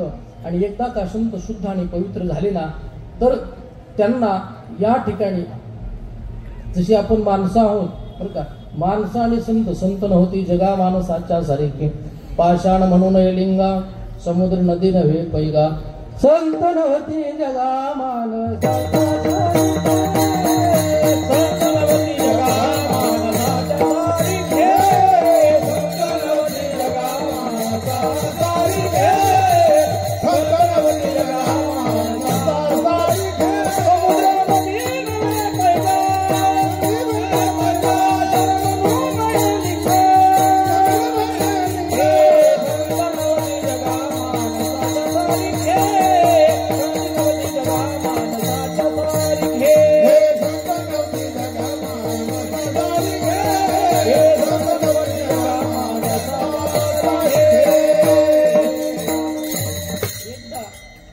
संतही जन्माला आईवडिलाच्या पोटीच आले बरं का, माणसंही जन्माला आईवडिलाच्या पोटीच आले, पण नाम साधनेनं आणि ते अंतकरण चतुष्ट ज्याला म्हणतात, मन बुद्धी चित्त अहंकार, त्या गोष्टी शुद्ध केल्या आणि शुद्ध केल्यानंतर संतांच्या अंगामध्ये इतकी दिव्यत्व प्राप्त झालं की संत पवित्र अशा प्रकारचे झाले. जगद्गुरु तुकोबाराय म्हणतात, मी माझं शरीर पहिलं शरीर नाहीये, नामस्मरणानं माझं शरीर अशा प्रकारचं दिव्य झालेलं आहे. आणि एकदा देह दिव्य झाला की तो दिव्य झालेला देह ज्ञानोबारायच्या प्रमाणे 750 वर्षापासून समाधीमध्ये राहू शकतो. जगद्गुरु तुकोबारायच्या प्रमाणे तो 450 वर्ष झालं तुकोबाराला जाऊन वैकुंठाला, तो सदैव वैकुंठाला जाऊ शकतो, कारण दिव्य देह आहे. भगवान बाबांनी स्वतः अंग कापलं, भगवान बाबांनी स्वतःच अंग कापलं आणि म्हणूनच भगवान बाबा लवकर गेले बरं का. भगवान बाबाजी लवकर गेले ना, ते अंग कापलं म्हणूनच लवकर गेले. पण त्या ठिकाणी रक्तात तुळशी उगवल्या, भगवंत भेटायला आले, धावून आले देव, दिले अभय तेथे, आरती भगवान बाबा चिदानंदाचा गावा, वैराग्य मूर्तिमंत दिसे शांतीची शोभा, आरती भगवान बाबा. ही जी शक्ती आहे ना, दिव्य देह झालेला आहे. देह दिव्य होणं आणि जिवंत असणं याचा अर्थ काय? जिवंत असण्याचा अर्थ काय? श्वास चालू असणं, याचा अर्थ काय? जिवंत असणं, बरोबर आहे. श्वास बंद झाला, संपला, गेला. योग्याला श्वास घेण्याची गरज पडत नाही. योगी आतून पोकळ असतो. कफ पित्त वात योग्याच्या शरीरात नसतं. योगी पोकळ असतो आतमधून. योग्याचा देह दिव्य झालेला असतो. देह दिव्य झाल्यानंतर त्यांचा जन्म आणि मरण त्यांच्या हातात आहे. आपल्या हातात नाही. आपला जन्म आपल्या हातामध्ये नाही, मरण आपल्या हातामध्ये नाही. एखादा भविष्यकार असेल, किती भविष्य सांगत असेल, त्याला फक्त एकच विचारायचं, माझं मरण कधी एवढं सांग. नाही सांगू शकत, ते कुणाच्या हातात नाही. आणि भगवान परमात्म्याच्या शक्तीनं, अथांग अशा शक्तीनं संतांचा देह दिव्य झाला. आणि दिव्य झालेला देह इतका दिव्य होतो, आईशी चराचरी कीर्ती ज्यांची. जसं, आणि तो जो देह आलेला आहे तो आईच्या पोटीच आलेला आहे. तो काय असा वरून आकाशातून पडलेला नाही. जसं पेटवलेला दिवा आहे, दिवा पेटवा तुम्ही बरं का, घरी जाऊन प्रयोग करा, आपल्याच घरात करायचा, आता दुसऱ्याची जाळी करा, आलं का लक्षात? दिवा पेटवायचा, पेटवलेला दिवा, त्या दिव्यामध्ये वात आहे, तेल आहे की नाही? तो तेलाशिवाय जळत नाही बरं का जायचं. तो तेलाशिवाय जळत नाही. कापसाशिवाय तेल पुढे जात नाही. कापसाशिवाय तेल पुढे जात नाही. तेलाशिवाय तो जळत नाही. पण एकदा त्यांनी पेट घेतल्याच्या नंतर तो तेलालाही स्पर्श करत नाही आणि कापसालाही स्पर्श करत नाही. का? तो दिव्य झाला. तो तेलाशिवाय जळत नाही, पण पेटल्यानंतर तो तेलालाही स्पर्श करत नाही, कापसालाही स्पर्श करत नाही. तो दिव्य झालेला आहे. आणि एकदा दिव्य झाला नाही झाला की त्याचं वय आपल्याला सांगता येत नाही. हा किती वेळ जळणार आहे आणि कधी विझणार आहे हे आपल्याला सांगता येणार नाही. तसं संत एकदा दिव्य झाले ना झाले की नंतर त्यांचा जन्म त्यांच्या मनावर आहे. मरण माझे मरून गेले, मज गेले अमर, आता दिसू नये जना, ऐसे तरी गा नारायणा. आणि म्हणून ही जी शुद्धता संतांच्या अंगी होती, चित्त शुद्ध तरी शत्रुमित्र होते, व्याघ्रण खाते सतया. स्वतः भगवान बाबाला, जसं आपल्या गावाकडे बरं का, तुम्हाला माहित नसेल किंवा असेल कदाचित, हो, बैलासाठी जसं बैलाच्या पायाला पत्र्या ठोकतात ना गावाकडे, आमच्या दादाला माहिती सगळं, तसं भगवान बाबाला नाना पाटील आले होते पत्र्या ठोकायला पायाला. कुठले? पत्री सरकार, सातारचे नाना पाटील. काहीतरी भगवान बाबा बद्दल सांगितलं, आले नाना पाटील. नाना पाटील आल्यानंतर भगवान बाबा पूजा करून तुळशीला पाणी घालत होते. अंगावर पांढरं वस्त्र होतं. अशा वेळेला नाना पाटील आले आणि भगवान बाबाचं चेहरा नाना पाटलांनी पाहिला. आणि तुळशीला पाणी घालत असताना नाना पाटलांनी बाबाकडे पाहिला, अशी खाली मान घातली. आणि बाबा म्हटले, कोण आहे? नाना पाटील म्हणले, महाराज भगवान बाबा हे नाना पाटीलला दिसलेच नाही. भगवान बाबामध्ये स्वतः पांडुरंग परमात्माच त्यांना दिसले. म्हणजे नाना पाटील ज्या कामासाठी आले होते ते काम बाजूला राहिले आणि भगवान बाबाच्या जागेवर त्यांना पांडुरंग परमात्मा दिसले. आणि पांडुरंग परमात्मा दिसल्यानंतर मग त्यांनी स्थिर झाले आणि भगवान बाबाला म्हटले, महाराज तुमच्या दर्शनाला आले. काय ताकद आहे महाराज, ही ताकद एवढी सामान्य ताकद नाही. आणि म्हणून चित्तशुद्ध तरी शत्रुमित्र होती, व्याघ्रण खाती सर्पतया. अरे चित्त जर शुद्ध असेल तर शत्रू सुद्धा मित्र होतात. व्याघ्रण खाती सर्पतया. व्याघ्र म्हणजे वाघ. वाघ काही करीत नाही, वाघासारखी माणसं काही करीत नाहीत, फक्त चित्त चांगलं पाहिजे. आलं का लक्षामध्ये. आणि म्हणून हे शुद्ध अशा प्रकारचं जीवन संतांचं आहे. आणि या शुद्धतेतून शुद्ध बीज निर्माण झालेलं आहे. जसं बीज फार महत्वाचं आहे. आपण जन्माला आल्यानंतर आपल्या आई वडिलांकडे सुद्धा आपण बीजत्व या दृष्टीने पाहू शकतो किंवा त्याचा अभ्यास करण्याचा प्रयत्न जर केला आपण तर बीजत्वासाठी आपल्या आई वडिलांचा अभ्यास करू शकतो आपण. की आई वडील जर चांगली असतील तर मुलं चांगली जन्माला येतात. सुशीलो मात्र पुण्येन पितृपुण्येन चतुर्या दात्र दोष पुण्येन आत्मपुण्येन सौभाग्यतः उन्मादो मात्र दोषेण पितृदोषेण मूर्खतः कार्पण्य वंश दोषेण कर्मदोषात दरिद्रता. सुशील मुलं जन्माला येतात, सात्विक मुलं जन्माला येतात.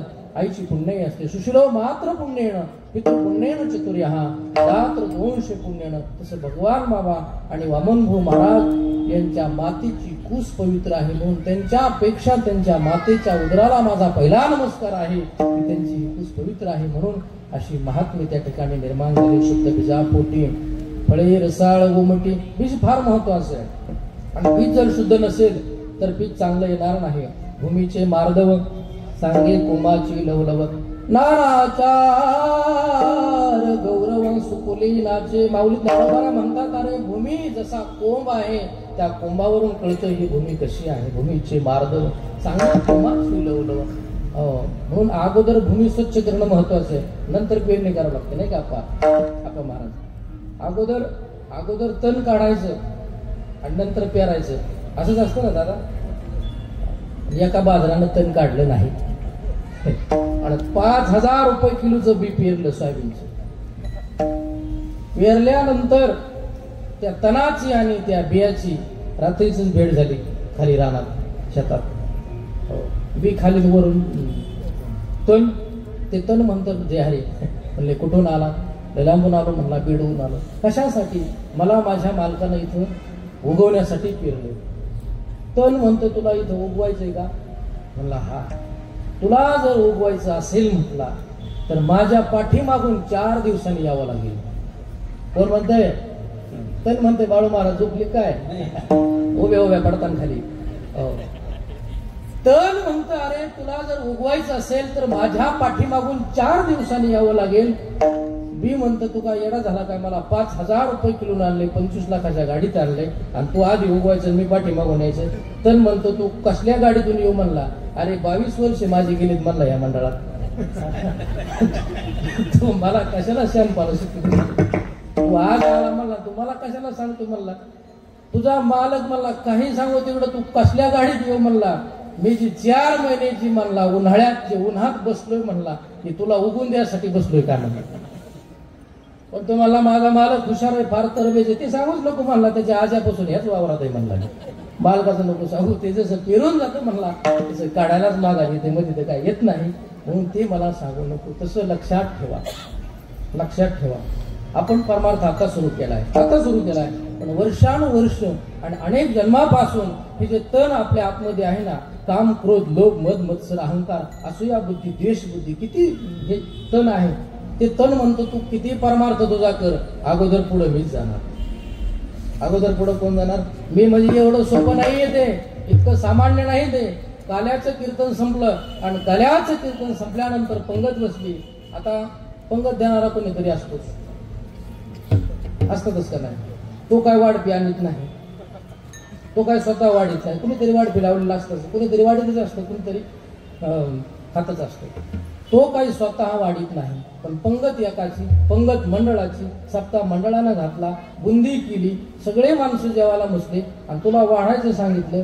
सगळ्या माणसाला जवळजवळ 100 माणसाला तू एका हातानं बुंदी वाढली आणि तुझ्या ओळखीचा शेवटचा माणूस तुझ्या ओळखीचा होता, त्या माणसाला तू 2 हाताने बुंदी का वाढली? एका हाताचे 2 हात केले काय? तुझ्या काय बापाचं गेलं? आलं का लक्षामध्ये? काहीच नाही ना. पंगत घातली घालणार आलं, तुझा काय संबंध आहे? सगळ्या माणसाला एका हाताने बुंदी वाढली, तिळ तिळ पुण्य साचा पडे, हे तो त्याला पुण्य मिळायला लागलं. पण ते पुण्य मिळवलं त्यानं खरं, पण शेवटचा माणूस होता म्हणला, रामभाऊ इथं बसला होय, दोन्ही हात केली त्याच्या ताटात टाकले. का बाबा असं का केलं? एका हाताचे 2 हात केले ना तू, तिथंच तुझं पुण्य गळून पडलं, सगळं गळून पडलं. पुण्य कमवणं सोपं आहे, भाग्यानं एखादी गोष्ट मिळणं सोपं आहे. हो, भाग्यानं एखादी गोष्ट प्राप्त होणं सोपं आहे. पण ज्ञानोबा म्हणतात, जी गोष्ट मिळालेली आहे ती प्राप्त करण्यासाठी भाग्य लागतंच. भाग्यानं मिळतं, सगळं मिळतं, पण मिळालेली गोष्टीचा उपभोग घेण्यासाठी जास्त भाग्य असावं लागतं. निधान जोडावया भाग्य घडेगा धनंजया, परे जोडले भोगावया विपाव होय. निधान जोडा. भाग्यानं एखादी गोष्ट मिळालेली आहे, पण उपभोग घेण्यासाठी जरा जास्त भाग्य असावं लागतं. तसं महाराज म्हणतात, ही असूया बुद्धी, द्वेष बुद्धी, किती द्वेष आहे, किती असूया बुद्धी आहे. आणि ही द्वेष बुद्धी आपल्याला शुद्धतेपासून वंचित ठेवत असते. आणि म्हणून ही शुद्धता दोषरहित जीवन जगणं ही खऱ्या अर्थानं शुद्धता आहे. म्हणून महाराज म्हणतात, शुद्ध बीजा पोटे फळे रसाळ गोमटी. एकदा ते शुद्ध बीज आणि अंतकरण शुद्ध झालं रे झालं की त्या अंतकरणामधून फळे रसाळ गोमटी, रसाळ आणि गोमटी फळं निर्माण होतात. त्यापैकी पहिलं गोमट फळ महाराजांनी मुख्य अमृताची वाणी सांगितलेलं आहे. मुखामध्ये अमृताची वाणी असणं हे पहिलं रसाळ आणि गोमट फळ आहे. देह देवाचे कारणी असणं हे दुसरं गोमट फळ आहे. आता मला सांगा, तुम्ही अमृत पाहिलंय का? महाराज अमृत पाहिलंय का तुम्ही? नाही ना पाहिलं? नाही ना बघितलं? बरं ठीक आहे, समजा मी पण काय पाहिलं नाही. हो, जरी पाहिलं नाही तरी असं गृहीत धरा की त्याची चव गोडच असणार आहे. बरोबर आहे का नाही? अमृत हे गोड आहे. त्या अमृताचा आणि परमार्थिक आध्यात्मिक अमृत जे आहे, जसं ज्ञानोबा म्हणतात, ज्ञान हे अमृत आहे. ज्ञान हे काय आहे? अमृत आहे. आणि दुसरं म्हणजे नाम अमृत गोडी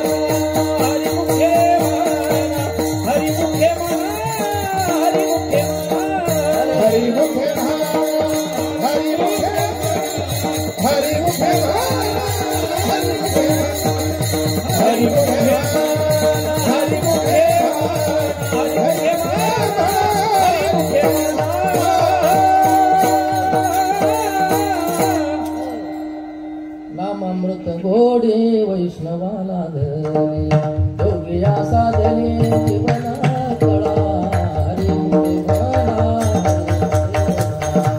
हरी मुखे म्हणा हरी मुखे म्हणा. ज्ञान हे अमृत आहे आणि नाम हे अमृत आहे. संतांच्या मुखामध्ये ज्ञान आहे, संतांच्या अंतःकरणामध्ये संतांच्या मुखामध्ये नाम आहे, म्हणून त्यांच्या मुखामधून जोही शब्द येणार आहे तो अमृता समान आहे. मुखी अमृताची वाणी, देह देवाचे कारणे, परा पश्यंती, मध्यमा आणि वैखरी ही जी वाणीचे प्रकार आहेत त्यामध्ये परावाणी सगळ्यात श्रेष्ठ वाणी आहे. परंतु परावाणीद्वारे सुद्धा संत महिमा गायला जात नाही. संतांचा महिमा वाणीच्या पलीकडचा जो महिमा आहे त्या महिमेला संत महिमा असं म्हणतात. आलं का लक्षात? वाणीचे दोष आहेत. बोलणं कसं असलं पाहिजे? विरुद्धावाद बळू, प्रणिताप ढाळू, उपहासू छळू, वर्मस्पर्शू, आटू गोविंदाणू, आशा शंका प्रकारणू, हे संन्यास श्रिया व गुणू जिया वाचा. अरे बोलणं कसं असलं पाहिजे? हे मधुरवाणी ओठी. वेळ झालाय. बोलणं कसं असलं पाहिजे? मधुरावाणी ओठी, तुका म्हणे वावपटी. प्रमाण अतिशय भारी आहे, चांगलं आहे, छान आहे, परंतु आता वेळ झालेला आहे. आलं का लक्षामध्ये? मधुरावाणी ओठी, तुका म्हणे. माणसं काही काही काय बोलतात काही सांगताच येत नाही. अशी बोलता बोलता कुठं निवडून घालतील काही सांगता येत नाही. पाठीमागं ऑक्टोबरमध्ये मुंबईला आलतो आम्ही. झालं कीर्तन, आता 10 मिनिटात संपणार. कीर्तन संपल्यानंतर आमचे कुलकर्णी म्हणून मित्र आहेत, म्हटले महाराज काही काम नसलं तर 2-3 दिवस थांबा म्हटले. आता मुंबईमध्ये थांबा म्हणणं, सप्ताह चालू आहे तरी कुणी थांबा म्हणे ना आपल्याला. आणि सप्ताह संपल्यानंतर थांबा म्हणलं ठीक आहे थांबतो, पण आता धोतरावर कसं मुंबई फिरायचं? मला काय चिंता करू नको, मला माझ्याकडे कपडे म्हणला काय अडचण नाही. ड्रेस दिला त्यानं, कुलकर्णी म्हणून आहे. निघलो फिरायला गेल्यानंतर माझा परिचय करून दिला त्यांनी एका सद्ग्रस्ताला. म्हणलं हे गणेश महाराज बांगर आहे, हो बेडून आलेत म्हणले, आपल्याला भेटायला आले म्हणले. इथपर्यंत थांबायचं ना त्याने. ते म्हणला पण यांच्या अंगावरचा जो ड्रेस आहे म्हणला तो आपलाच आहे. अरे गेलं नाही, काही गेलं नाही. 10 मिनिटं थांबलो. म्हणलं आता याला पुन्हा सांगतो मी काय ते. अरे म्हणलं कशाला येणं करतो बाबा, कशाला बा आमची. अरे म्हणलं चुकलं काय जरा कडे. हा म्हणलं चुकलं. आता त्याच्या पक्क लक्षात आता हे असं म्हणायचं नाही. पुन्हा तसंच मित्र भेटला. म्हणला हे गणेश महाराज आपल्या भेटायला आले म्हणला, आणि यांचा जो ड्रेस आहे म्हणला ते त्यांचाच आहे म्हणला. कोणाचा? ते त्यांचाच आहे म्हणला. आता त्यांचा म्हणल्यानंतर जास्त संशय निर्माण झाला. मला म्हणजे महाराजाला कपडे काय सगळे मित्रच येते का, महाराज कधी घेतेत का नाही. म्हटलं झालं ते. आणि झाल्यानंतर म्हणलं मरण पण आता तुझी भेट घेणार नाही. बोलता बोलता अपमान करायला लागलास म्हणजे अरे म्हणला चुकलंच गड्या म्हणला. आणि नंतर पुन्हा तसंच म्हणला हे महाराज आपले मित्र आहेत म्हणला. आता दोन्ही त्याने लक्ष ठेवलं होतं, माझा सांगायचं आणि यांचं सांगायचं. ते म्हणला हे महाराज आहेत आपले मित्र आहेत म्हणला, आपल्याला भेटायला आले, पण यांच्या अंगावरचा जो ड्रेस आहे म्हणला हे कुणाचा आहे हे मला काय माहित नाही. आता अशी काय माणसं विचित्र. जायबाई साहेब कीर्तन संपल्यानंतर एका साहेबाच्या घरी गेला, पोलीस होते, झोपीतच चावळा लागली. झोपीतच पत्नी होते ताई, गाडी बाजूला गेली म्हणून झोपीतच. ताई म्हणल्या अहो महाराज वनवन करून आले, दंगेत कीर्तनाला आलेत, कशाची गाडी कशाची काय. मी उठलं म्हणलं साहेब गाडी नाही काही नाही, तुम्हाला स्वप्न पडले झोपा, बडबड करू नको मला लायसन दाखव म्हणून. आता असं म्हणल्यावर काही माणसं आप्पा महाराज झोपीतच हातरायचं पांघरायचं डोकं घेते पाय पाय घेते. अशी काही माणसं घोरणाऱ्या मनुष्याजवळ तर चुकून कधी झोपू नाही दादा. ती अशी गोष्ट झोप लागायचा टाइम आणि त्यांनी पल्लुसकर घराण्याचा खर्च लावायचा टाइम येतच. आता ते पल्लुसकर घराणं काय ह्यांना माहिती, आम्हाला नाही माहिती एवढं. काय बोलते काही सांगता येत नाही. बोलणं कसं असलं पाहिजे. महाराज म्हणतात विरोधावाद बळू प्रणिताप ढाळू. विरोधात कुणाच्या बोलायचं नाही. विरोधावाद बळू प्रणिताप ढाळू, उपासू छळू, वर्मस्पर्शू, आटू वेगू विंदाणू, आशा शंका प्रकारणू. काही आशा लागेल असं बोलायचं नाही. ते संन्यास श्रिया गुणू जिया वाचा. मग बोलायचं कसं? महाराज म्हणतात मधुरावाणी उठी, तुका म्हणे वाहू मुखी अमृताची वाणी, देह देवाची कारण. म्हणून संतांच्या मुखामध्ये सतत अशा प्रकारचं नाम आणि ज्ञान आहे. म्हणून संतांच्या मुखामध्ये अमृताची वाणी आहे, मुखी अमृताची वाणी. आणि संतांचा देह देव कार्यासाठी आहे. बरं का, संतांचा जो देह आहे तो देवासाठी आहे. देह देवाचे कारणे सर्वांग निर्मळ महाराज अभंगाच्या तिसऱ्या चरणात म्हणतात. सर्वांग निर्मळ चित्त जैसे गंगाजळ. संत सर्वांगानं निर्मळ अशा प्रकारचे आहे. संत आतूनही निर्मळ आहेत आणि संत बाहेरूनही निर्मळ आहेत. नव्हे संत तर निर्मळ आहेतच आहेत, परंतु ते दुसऱ्याला सुद्धा निर्मळ करण्याची क्षमता संतांमध्ये आहे. बरं का, भगवान बाबांनी स्वतः भगवान बाबा संत होते, पण अनेक अशी माणसं, सामान्य माणसं भगवान बाबांनी संत केली, संत पदापर्यंत घेऊन घातली. अरे चोराला सुद्धा भाकरी देणारे पहिले भगवान बाबा आहेत. चोराला भाकरी कोणी देतं का? अरे चोर दिसल्यावर काठी काढणार माणूस, पण भाकरी चोराला एवढं सोपं नाही महाराज. आणि म्हणून वामन भाऊ महाराज आणि भगवान बाबा संतांचा अंतकरण अशा प्रकारचं लोण्यासारखं मोह असतं. मृदुसबाय नवनीत तैसे सर्जनाचे चित. जसं आईच्या अंतकरणामध्ये लेकरांविषयी प्रेम आहे. आईचं अंतकरण, एखाद्या लेकराला विचारा हे आईचं अंतकरण कसं आहे, तर लेकराविषयी बालकाचे चाली माता जाणून पाऊले घाले. जसं बाळ ज्याप्रमाणे चालत आहे त्याप्रमाणे मातेला चलावं लागतं, तसं शिष्य आपण ज्याप्रमाणे जसं चलत आहोत तसं संतांना चालावं लागतं. आणि म्हणून या ठिकाणी आता वेळ झालेला आहे. इतका वेळ म्हणजे फारच आता वेळ झाला नाही का दादा? आणि म्हणून बोलता बोलता काही चुकीचा शब्द गेला असेल. अंतकरणातून या ठिकाणी दिलगिरी व्यक्त करतो. आणि हा नामयज्ञ सोहळा असाच उत्तर चालत राहू अशी श्री गुरु भगवान बाबा महाराज वामन भाऊ महाराज यांच्या जन्म प्रार्थना करतो. ना तरी बालक बुडा बोले का वाकडा चुका पावली ते तुझ करुणे माऊली रिझे जीवी. पण महाराज तिसऱ्या चरणामध्ये म्हणतात. सर्वांग निर्मळ चित्त जैसे गंगाजळ मुखी अमृताची वाणी देह देवांची कारणे. संत सर्वांगाने निर्मळ असणं हे संतांचे एक गोमट आणि रसाळ फळ आहे. मुखी अमृताची वाणी असणं हे रसाळ आणि गोमट फळ आहे. देह देवाची कारणी असणं हे एक रसाळ आणि गोमट फळ आहे. आणि अशा संतांची पूजा केल्यानंतर काय होतं तर तुकाराम महाराज म्हणतात. तुका म्हणे जाते